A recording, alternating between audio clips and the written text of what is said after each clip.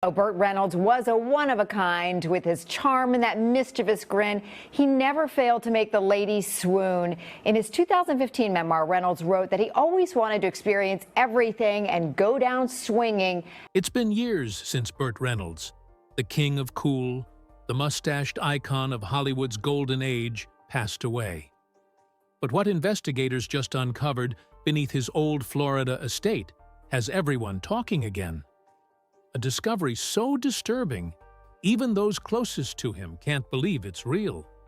When the property was sold and renovations began, workers stumbled upon something deep in the basement. A hidden room sealed off for decades. What was inside sent chills through everyone present. From personal tapes to locked crates marked confidential, the scene looked more like a secret archive than a celebrity home. And as one worker put it, this wasn't just storage. It felt like a warning. If you thought you knew Burt Reynolds, think again, because what's about to be revealed will shake Hollywood to its core. Make sure to subscribe, turn on all notifications, and stay until the end. This story only gets darker from here. The discovery began innocently enough. A small renovation crew had been hired to restore what remained of Burt Reynolds' longtime Florida home, his beloved Valhalla estate. Most of the mansion had already been emptied years before, but the basement had remained sealed, reportedly by Burt himself, in the mid-1990s. According to public records, he'd instructed his staff never to enter it, claiming it was just storage for old scripts and memorabilia. But when the new owners decided to open it for the first time in decades, they quickly realized this was no ordinary collection. The air was heavy, thick with dust and age. A single metal door stood behind a false wall, its hinges rusted shut. When workers finally pried it open, a wave of cold air escaped, followed by the smell of something metallic, almost chemical. Inside, the light from their flashlights bounced off rows of boxes, film canisters, and stacks of old photos. At first glance, it looked like a forgotten archive of a man's career. But then, they saw the tapes. Each was labeled with a date, some going back to the 1970s, but many had names scratched out or replaced with single letters. One tape, however, had clear handwriting, "Never show this." The foreman immediately called the property manager, who arrived within the hour. When they played a few seconds of footage from one of the labeled reels, the room reportedly fell silent. The footage showed Burt inside his own home, but not the one they were standing in. The video appeared to be taken from hidden cameras. Several were aimed at rooms that shouldn't have had any surveillance at all. The manager quickly ordered the workers to stop touching anything. He called the authorities, who treated the scene as a potential evidence site. But before police could arrive, a strange event occurred. One of the crates at the back of the room started leaking a dark, viscous fluid. When they pried it open, expecting to find old film stock, they found something completely different. Something that would soon have every news outlet in Hollywood on high alert. When investigators arrived, they immediately cordoned off the property. What they discovered inside that leaking crate left them speechless. Beneath layers of old newspaper and broken film reels were several sealed glass jars, each filled with a murky amber fluid and strange metallic fragments suspended within. At first, officers assumed they were simple props or art pieces, but closer inspection revealed something far more unsettling. Each jar contained what appeared to be a fragment of metal etched with faint serial numbers, the kind typically found on vintage car parts or machinery. Yet, alongside the fragments were slips of aged paper, handwritten notes signed only with the initials BR. Some read like diary entries, others more like confessions. "Can't let them see this," one read. "It all started with the car crash." Authorities began cross-referencing the serial numbers and were shocked to learn they matched components from vehicles connected to old Hollywood accidents, some fatal, some mysteriously unresolved. The implication was staggering. Why would Burt Reynolds have preserved parts from cars involved in tragic crashes linked to fellow actors? Even more disturbing, one jar was labeled RW, initials that matched his close friend and Deliverance co-star Ronnie Cox, who had once been injured in a near-fatal accident during filming. Investigators soon uncovered that the basement was more than a storage space. It was a private museum of Hollywood's darkest secrets. Along the back wall hung old Polaroids, each clipped to wires running the length of the ceiling. Some were images of Reynolds on set, smiling beside familiar faces. Others were more cryptic: burned film stills, newspaper clippings about mysterious deaths, and one image of a car engulfed in flames, circled in red ink with the words, "It wasn't an accident."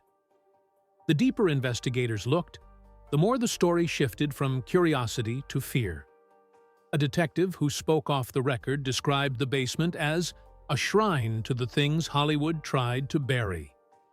But perhaps the most haunting discovery came next: a small metal box, locked with a custom latch. It was found hidden behind a false panel, as if someone had gone to great lengths to conceal it. Written across the top in thick black ink were just two words: "For eyes only." Inside, they would soon find evidence that suggested Burt had been protecting a secret far bigger than anyone ever imagined, and that he may not have been acting alone. The small metal box was unlike anything else in the basement. It wasn't dusty like the others, suggesting someone had opened it more recently, perhaps even after Reynolds' death. The lock was old but sturdy, and after several failed attempts to pry it open, investigators decided to use a precision drill to cut through the latch. When the lid finally came loose, what lay inside sent chills through the room.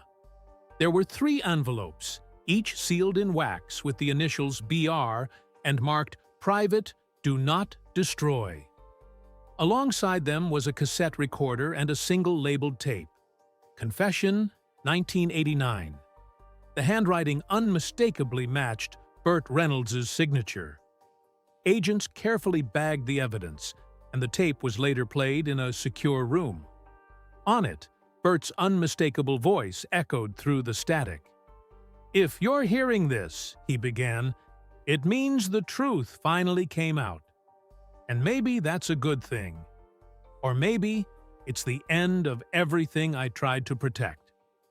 For over 20 minutes, Reynolds spoke about an incident that occurred in the late 1970s, involving several A-list stars and a cover-up tied to an on-set tragedy that was never made public.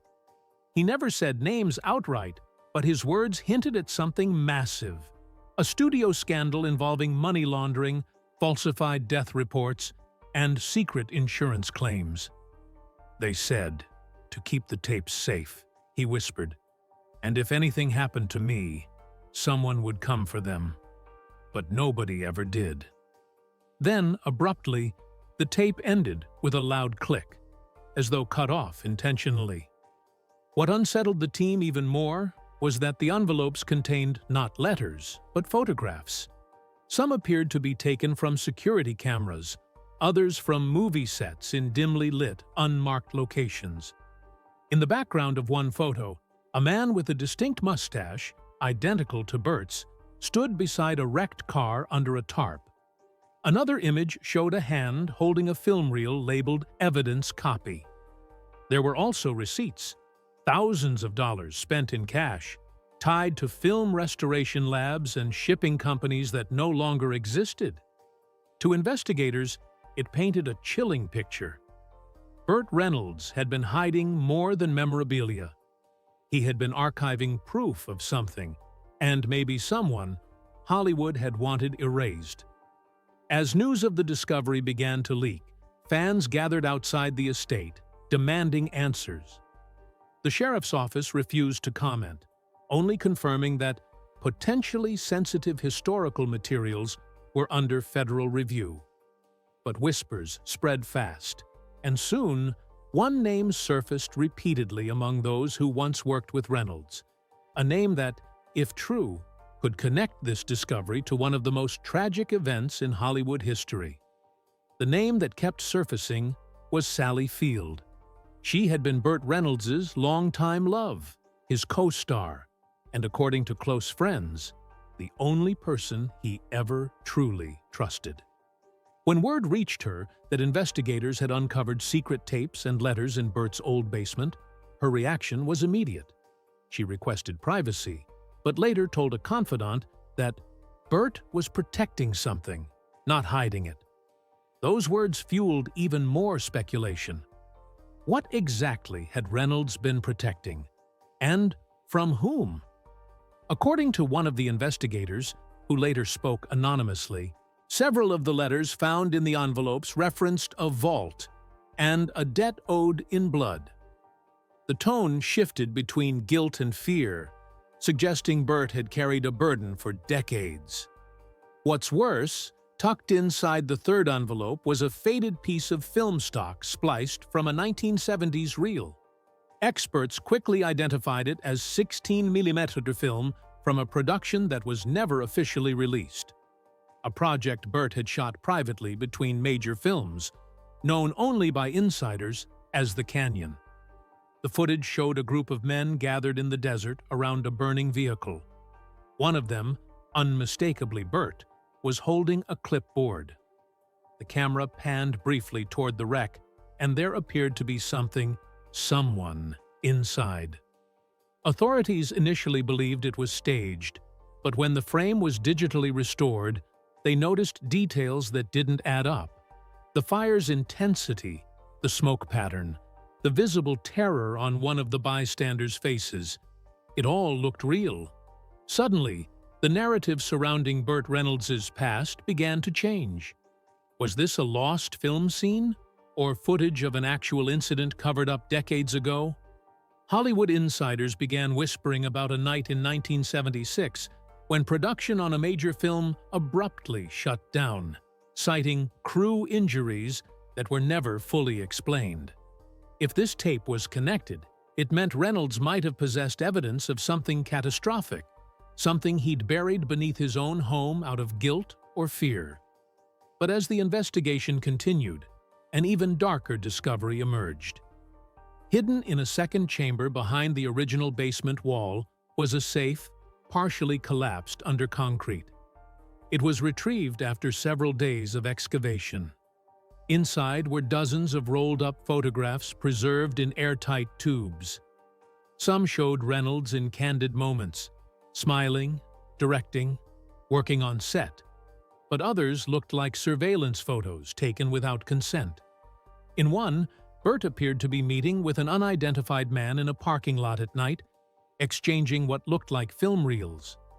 Authorities traced the vehicle plates in the photo, and what they found connected Reynolds' secret archive to an unsolved disappearance from 1978 that had haunted Hollywood for nearly half a century. The vehicle plates from that photo matched a car registered to a man named Richard Hanley, a film technician who mysteriously vanished in 1978 while working on post-production for a studio that handled several of Reynolds' movies. At the time, his disappearance was quietly dismissed as a possible runaway case, but those who knew him claimed he'd been paranoid in his final days, convinced someone was following him after he found something on a reel he wasn't supposed to. When authorities revisited Hanley's file in light of the basement discovery, chilling details resurfaced. His last known address was only a few miles from Reynolds' estate. Even stranger, his personal storage locker had been emptied just days after he went missing, and the person who paid the final month's rent had signed only with the initials BR. Detectives compared signatures and handwriting samples. It was a near-perfect match. Suddenly, the entire investigation shifted from curiosity to potential criminal concealment.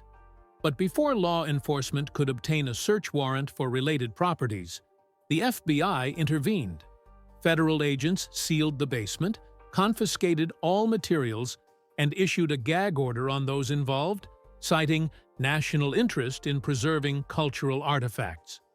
Yet, off the record, one worker claimed the FBI's reaction was unusually fast, almost as if they'd known exactly what was buried there. That's when a second tape surfaced, this time mailed anonymously to a local news station. It was labeled Hanley 2 13-78. The grainy footage showed what appeared to be a film lab interior. A man, believed to be Hanley, is seen handling a reel and then turning abruptly toward the camera with a panicked expression before the tape cuts to black. The postmark on the package traced back to a town just outside Jupiter, Florida, mere minutes from Reynolds' property. This fueled rumors that someone had been keeping copies of these materials for years, possibly as leverage. Former stuntmen, editors, and production assistants who had worked with Burt began coming forward, sharing fragmented stories about his paranoia in the late 80s. One remembered him saying, "If they ever come for the reels, I'm finished." Another recalled seeing boxes being moved into his house late at night, labeled only with numbers. When questioned about the meaning of those numbers, Reynolds reportedly smiled and said, "They're all connected." As the media frenzy grew, many began questioning whether this was truly a cover-up or the unraveling of a man haunted by his own past. But then, a shocking revelation emerged from one of Burt's oldest friends, someone who claimed to know exactly what those tapes were meant to protect, and why Burt believed the truth could destroy not just reputations, but lives. The man who finally stepped forward was Buddy Lee Hooker, one of Burt Reynolds' oldest friends, and a stunt coordinator who'd worked alongside him for decades. In a late-night interview, Hooker spoke with trembling hands and glassy eyes, claiming that the tapes weren't about crime or conspiracy. They were about fear. Burt wasn't hiding from the law, he said quietly. He was hiding from what he saw.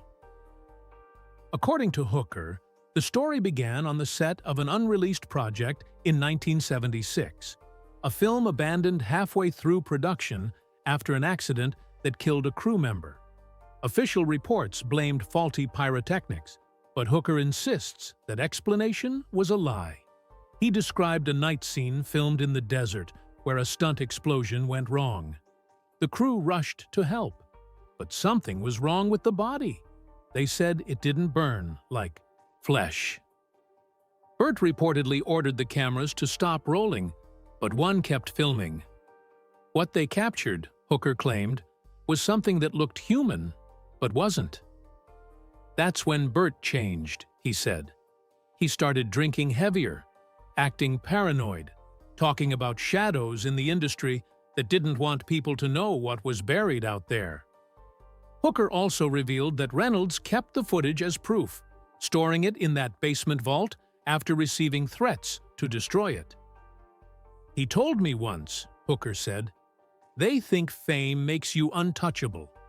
But if you see what I saw, you'll never look at Hollywood the same way again." Investigators dismissed Hooker's claims as the ramblings of an aging stuntman, but the consistency of his account with the recovered reels couldn't be ignored. Forensic experts who analyzed fragments of melted film found traces of an unidentifiable organic compound, something not matching any known film stock or material used in 1970s production. Even more chilling, timestamps on Burt's private notes matched the dates of multiple mysterious fires at nearby studios, all labeled accidental.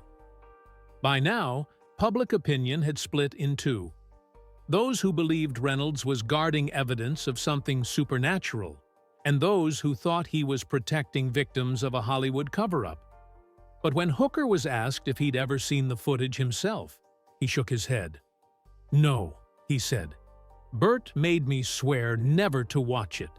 He said the moment you do, it starts following you." Those cryptic words echoed through every news segment that followed.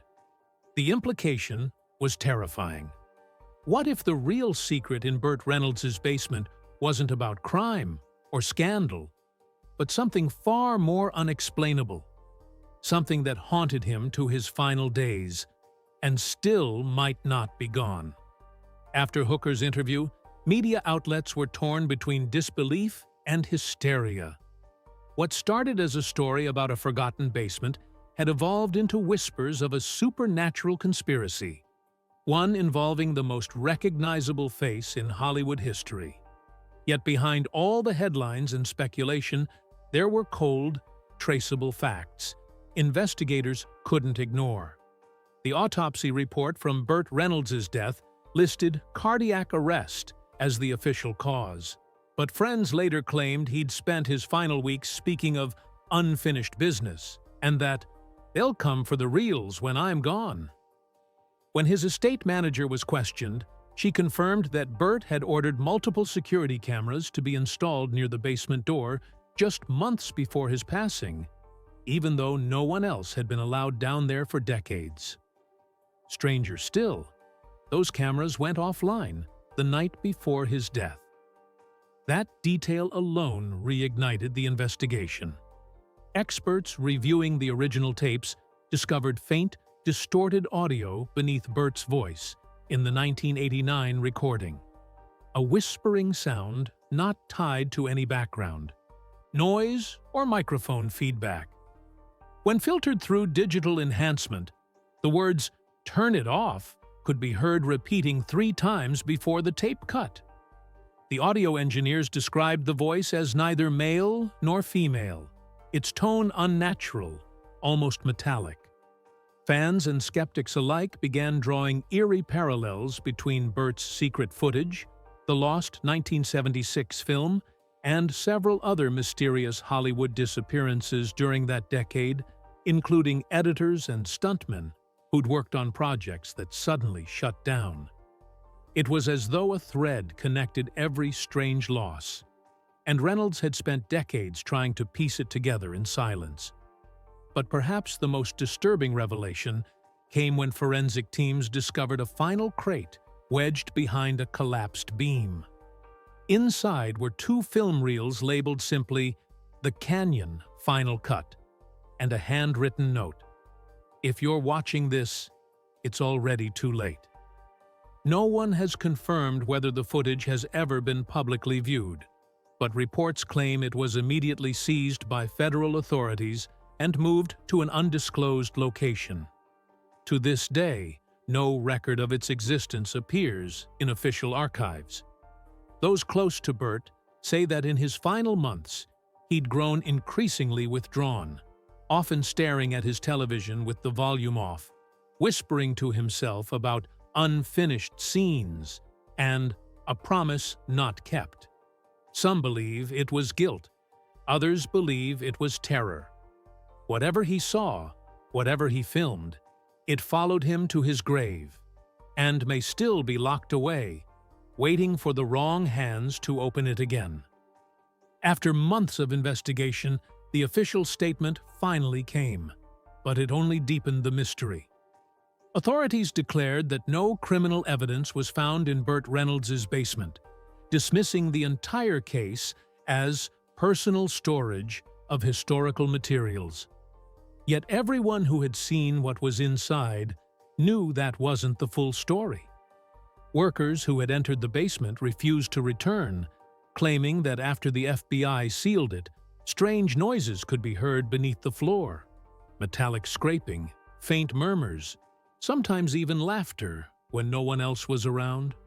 Within weeks, the new homeowners abruptly moved out, citing unexplained disturbances.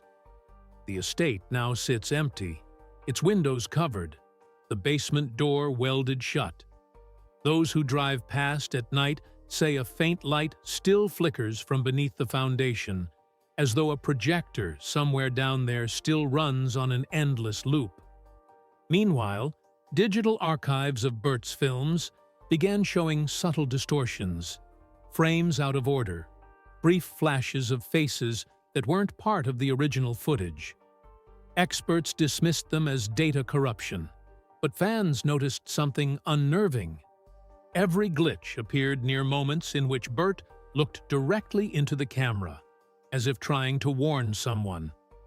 As for the reels marked The Canyon, Final Cut, no one has publicly admitted to viewing them.